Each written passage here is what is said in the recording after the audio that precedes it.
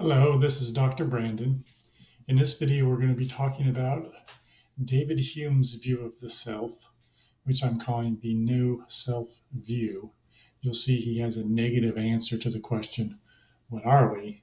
We are, in a way, nothing. Thus, the no self view. And what I've done here is I've taken some quotes from where he discusses this in a much larger work, A Treatise of Human Nature. And so we're just going to dive in, read some of his quotes, and I'll explain his view as we go. So if we look at the first one here, he's talking about particular perceptions or thoughts. I'll read what he says. But farther, what must become of all our particular perceptions upon this hypothesis? All these are different and distinguishable and separable from each other, and may be separately considered, may exist separately and have no need of anything to support their existence. After what manner, therefore, do they belong to self, and how are they connected with it? And what Hume is talking about here are particular perceptions, the experience of seeing a blue sky or feeling bored. Those are different particular perceptions or thoughts, and how are they connected to the self, to you? This is his question. Let's go to the next one. Particular thoughts are not thoughts of oneself.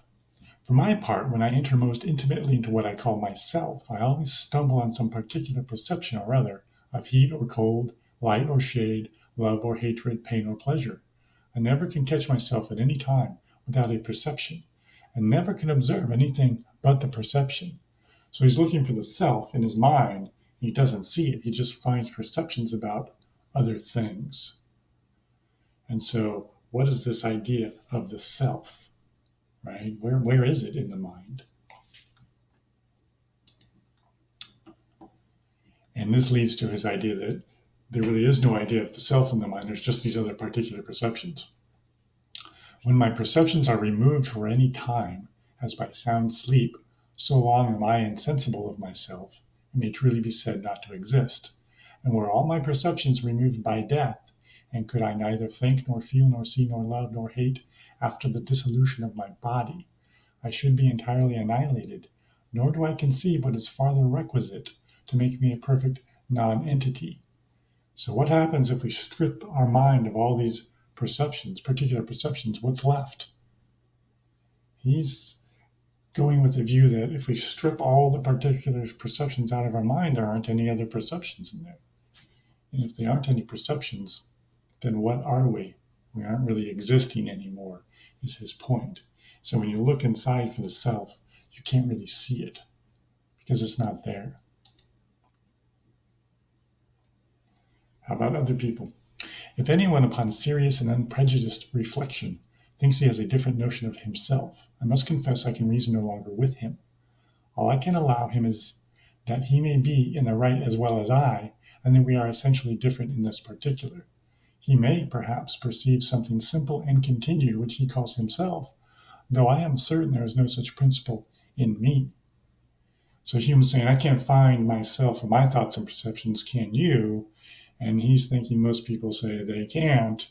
And he's thinking that's because there is no idea of this self. There is no self in there that we can find.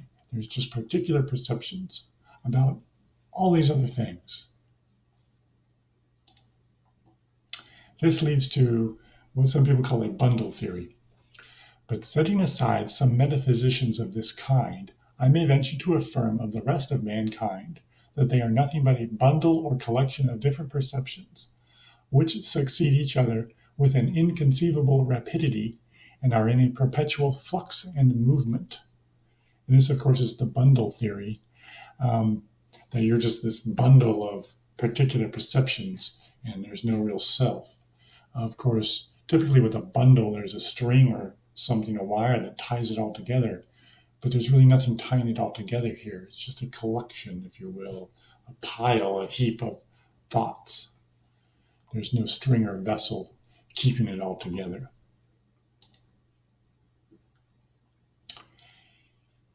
And there's constant change as well. Our eyes cannot turn in their sockets without varying our perceptions. Our thought is still more variable than our sight, and all our other senses and faculties contribute to this change, nor is there any single power of the soul which remains unalterably the same, perhaps for one moment. So you're a collection, but that collection is constantly changing. Things are leaving the collection, new things are coming in. So it's never the same over time. This is going to be a real problem. He's really saying there's no self, and if there's no self, there's no personal identity across time. You can't be the same person you were last week because there really was no person last week. There was no self, and all that's happened is a bunch of change. What stayed the same? The bundle didn't stay the same. The collection didn't stay the same. It has new members. A particular perception, maybe a memory, stayed the same, but you aren't a memory, right? You have to be something bigger than that. Now he has another analogy. The mind is like a theater. The mind is a kind of theater where several perceptions successively make their appearance, pass, repass, glide away, and mingle in an infinite variety of postures and situations. So perceptions are like the actors and the props on the stage, and they move around and form a new configuration. Then they move around some more, and there's a new configuration, but it's never the same configuration twice. And so what is it that's staying the same? Now you might say it's the theater, but he kind of goes on to say there really is no theater even. It's just all the actors and the props. It's just all the thoughts. And so what is staying the same over time? Nothing, right? That's what he's saying. There is no self. And we can see that here in this quote. The comparison to the theater must not mislead us. They are the successive perceptions only that constitute the mind. Nor have we met the most distant notion of the place where these scenes are represented, or of the materials of which it is composed. And so, what are you? Well, you're a bundle, but the bundle doesn't stay the same over time. So that's not really you in a way either, right? And so there's nothing really holding the bundle together. There really is no self. There is no you that's the same over time. And that's why it's so hard to figure out what a person is, what the self is. We can't define it because there really is no self. That's the no self view of David Hume.